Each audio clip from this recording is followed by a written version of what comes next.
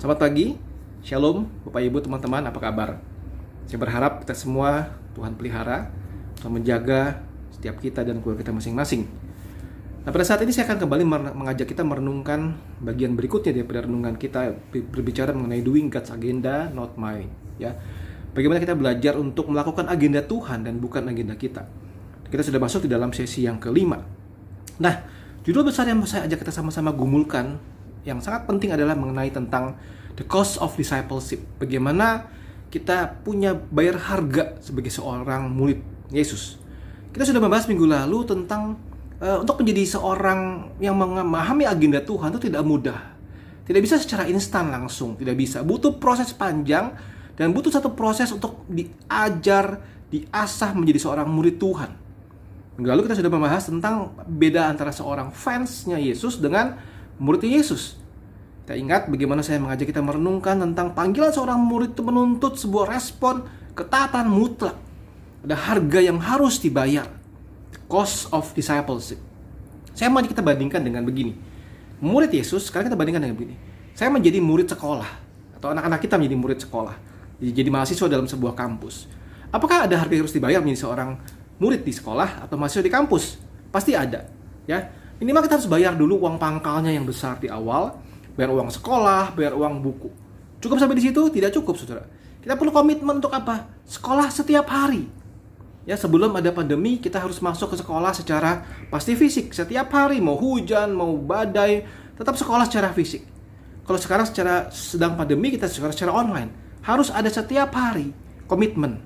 Apalagi komitmen mengerjakan tugas-tugas dari sekolah, bukan? Ulangan, tes, dan segala macam. Kemudian harus mentaati peraturan sekolah pastinya. Nah, sekarang kalau kita bayangkan begini, menjadi murid sebuah sekolah saja kita perlu ada harga yang harus dibayar. Apalagi menjadi seorang murid Tuhan Yesus, bukan? Saudara, kita melihat Lukas 9 ayat 23. Lukas 9 ayat 23. Teman-teman berkata demikian. Katanya kepada mereka semua, setiap orang yang mau mengikut aku, ya harus menyangkal dirinya, memikul salibnya setiap hari dan mengikut aku. Saya ada sebuah ilustrasi seperti ini, saudara, ya. Dikisahkan begini. Satu hari ada seekor ayam dan seekor babi sedang berjalan-jalan di minggu pagi. Ya, si ayam dan si babi berjalan-jalan, mereka melewati sebuah gereja yang besar. Dan di gereja itu di depannya ada sebuah poster yang besar yang bertulis begini. Apa yang bisa kita lakukan untuk menolong orang miskin? Ya, saya ulang lagi. Poster besar bertuliskan, apa yang bisa saya lakukan untuk menolong orang miskin?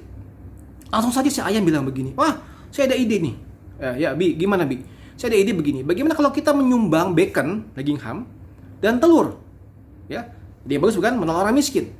Si babi berpikir sebentar dan berkata begini, hanya ada satu hal yang salah nih ya, dalam soal memberikan kepada orang miskin. Daging, ham, bacon, dan telur ya, untuk kamu ayam, itu cuma butuh kontribusi sumbang telurmu. Tapi untuk aku, membutuhkan komitmen total, yaitu tubuhku. Kenapa? Karena kita harus menyumbangkan ham atau daging babi.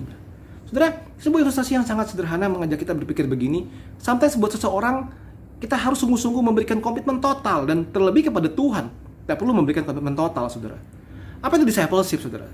Discipleship adalah sebuah journey, sebuah perjalanan, ya, sebuah arah ke depan, orientasi seseorang untuk menjadi semakin serupa Kristus. Jadi sebuah proses yang panjang, saudara. Kemudian, itu bukan sebuah ide abstrak yang tidak jelas, bukan juga sistem doktrin yang kaku begitu ya, yang kita harus sungguh-sungguh bergumul belajar secara pikiran kita, tetapi itu sebuah hubungan pribadi dengan Yesus. Jadi bicara soal discipleship, bicara soal apa? Relasimu dengan Kristus. Itu jauh lebih penting, itu sangat mendasar dan bukan hal yang abstrak. Kemudian membutuhkan iman dan ketaatan yang mutlak kepada Tuhan. Saya mengutip sebuah kalimat yang bagus dari Dietrich Bonhoeffer. Dia berkata begini, because Jesus is the Christ, He has the authority to call and demand obedience to His word. Karena Yesus adalah Tuhan, adalah Kristus. Dia punya otoritas untuk memanggil orang-orang, untuk menuntut ketaatan penuh kepada firman-Nya. Jadi orang-orang yang dipanggil Tuhan harus taat mutlak kepada Tuhan. Kenapa? Karena Yesus adalah Kristus. Saudara, bagaimana caranya, saudara? Kita harus belajar untuk apa? Memutuskan manusia lama kita. Ya, kita sudah menemukan dalam tahun yang lalu bagaimana kita meninggalkan manusia lama dan memakai manusia yang baru. Kita harus sepenuh hati masuk ke dalam sebuah hidup yang penuh dengan ketaatan kepada Kristus. bahkan sampai meninggalkan segala sesuatu mengutamakan Kristus. Soalnya dalam tadi Injil Lukas dikatakan begini, ada 3 hal, yaitu menyangkal diri, memikul salib setiap hari, dan mengikut Tuhan setiap hari. Saudara, ini hal yang sudah sering kali kita dengar pastinya. Saya mau mengajak kita hari ini merenungkan begini. Waktu saya kembali merenungkan tentang saya harus menyangkal diri, memikul salib setiap hari, dan mengikut Tuhan. Apa maksudnya buat saya pribadi? Saudara, saya akan mengajak kita fokus pada bagian yang pertama, yaitu menyangkal diri. Ya, menyangkal diri di dalam bahasa Yunani-nya itu secara simpel dikatakan aperneomai, yaitu membantah, menyatakan tidak, say no. Ya, ini bukan sebuah sikap hidup yang asketis yang tidak memakan daging tertentu, bahkan menyiksa diri, bukan, saudara. Karena ada orang-orang dalam abad mula-mula yang hidup asketis, mereka menyiksa diri dengan berpikir gini, kalau saya menyiksa diri seperti ini, saya makin serupa dengan Kristus. Bukan itu yang diharapkan oleh Tuhan Yesus. Self-denial adalah begini, satu willingness untuk deny oneself position or status, menyangkal diri, satu penyangkalan diri yang sepenuhnya terhadap diri kita dan status kita dan kepemilikan kita, supaya apa? Kita grow in holiness, bertumbuh di dalam kekudusan. Kita punya komitmen kepada Tuhan. Kita belajar menyangkal diri. Saudara, Yesus Kristus memberikan teladan. Ya, kita lihat Yohanes 13 ayat 4 dan 5. Lalu bangunlah Yesus dan menanggalkan jubahnya. Ia mengambil sehelai kain lenan dan mengikatnya pada pinggangnya. Kemudian ia menuangkan air ke dalam sebuah basi dan mulai membasuh kaki murid-muridnya, lalu menyekanya dengan kain yang terikat pada pinggangnya itu. Peristiwa perjamuan kudus malam terakhir. Filipi 2 ayat 5 sampai 8. Hendaklah kamu dalam hidupmu bersama menaruh pikiran dan perasaan yang terdapat juga dalam Kristus Yesus. Lihat sini, saudara. Yang walaupun dalam rupa Allah, tidak menganggap kesetaraan dengan Allah sebagai milik yang harus dipertahankan, melainkan telah mengosongkan dirinya sendiri, mengambil rupa seorang hamba dan menjadi sama dengan manusia. Dan dalam keadaan sebagai manusia, ia telah merendahkan dirinya dan taat sampai mati, bahkan sampai mati di kayu salib. Ini satu hal yang sungguh-sungguh luar biasa. Teladan yang sungguh-sungguh teladan dari Tuhan Yesus Kristus. Dia bahkan menyangkal dirinya sampai mati di kayu salib. Nah, bicara soal penyangkalan diri, saudara, bicara soal kita lakukan apa yang kita mau, kita say no to self, ada konflik pastinya, ya, antara apa? Keinginan daging dengan tuntutan Roh Kudus. Ada konflik. Saya tidak bacakan, ini terlalu banyak sekali. Lihat Roma 7 ayat 14 sampai 25. Ya, saya bacakan begini, ya. Ayat 15 saya bacakan. Sebab apa yang aku perbuat aku tidak tahu, karena bukan apa yang aku kehendaki aku perbuat, tapi apa yang aku benci itulah yang aku perbuat.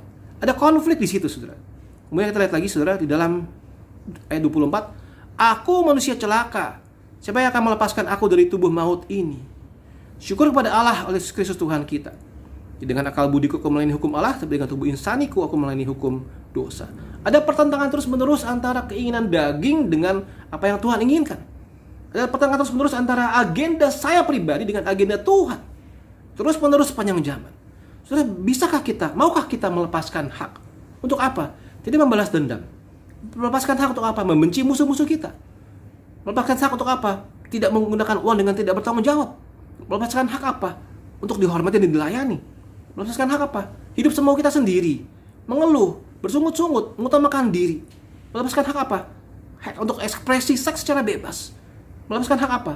Memberontak terhadap otoritas. Maukah kita lakukan itu semua? Wah, itu sangat sulit sekali, saudara. Intinya adalah apa? Segala sesuatu yang bersifat kedagingan, menguasai hati dan pikiran menjadi ilah kita, harus dilepaskan untuk mengikuti Yesus. Bagaimana kita bisa lakukan hal seperti itu? Rasanya mustahil, bukan? Rasanya berat sekali, bukan? Saudara, saya memberikan sebuah ilustrasi seperti ini. Kita bayangkan antara relasi antara pria dengan wanita, dari mereka pacaran sampai mereka menikah. Dalam masa pacaran begini, saudara, mulai ada perasaan cemburu, ya. Si cowok cemburu dengan ceweknya atau sebaliknya. Kemudian gak boleh deket-deket sama jenis yang lain. Mulai ada tuntutan untuk diperhatikan, bukan? Harus telepon lah, harus ngapel lah, dan sebagainya.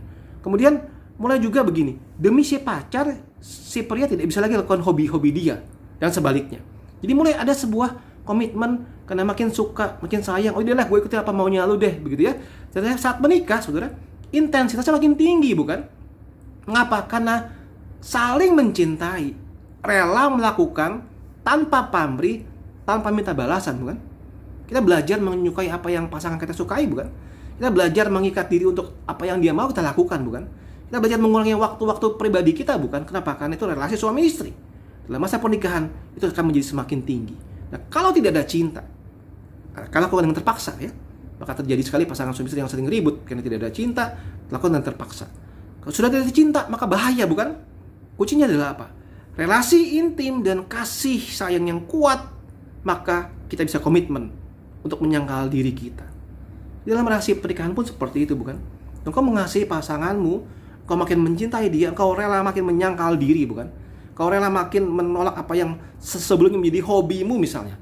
Bahkan kita berhasil menekan diri demi pasangan kita dan tulus karena kita mencintai dia. Saudara, jika engkau mengasihi Tuhan, relakah engkau menyangkal diri? Mirip dengan ilustrasi tadi. Semakin kau mengasihi Tuhan, kau tahu apa yang dia mau. Semakin kau mengasihi Tuhan, kau rela memberikan waktumu untuk Tuhan. Semakin kau mengasihi Tuhan, kau akan rela untuk menyangkal diri kita. Makin mengurangi apa yang jadi porsi kita.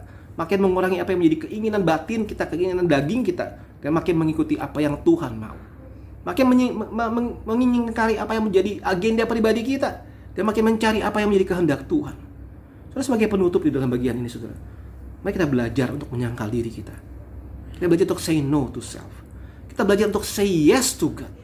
Kita belajar untuk apa? Mengasihi Tuhan dengan lebih sungguh. Saudara, saya percaya saudara renungan ini akan berakhir. Saya berdoa supaya kita semua boleh belajar sungguh-sungguh mulai hari ini makin mengasihi Tuhan. Dan saya percaya untuk engkau makin mengasihi Tuhan, kau akan makin berani menyangkal diri.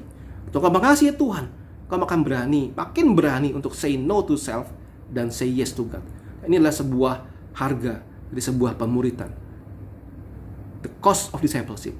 Saya berdoa kiranya Tuhan memberkati kita sekalian dan kiranya renungan ini boleh menjadi berkat buat kita semua.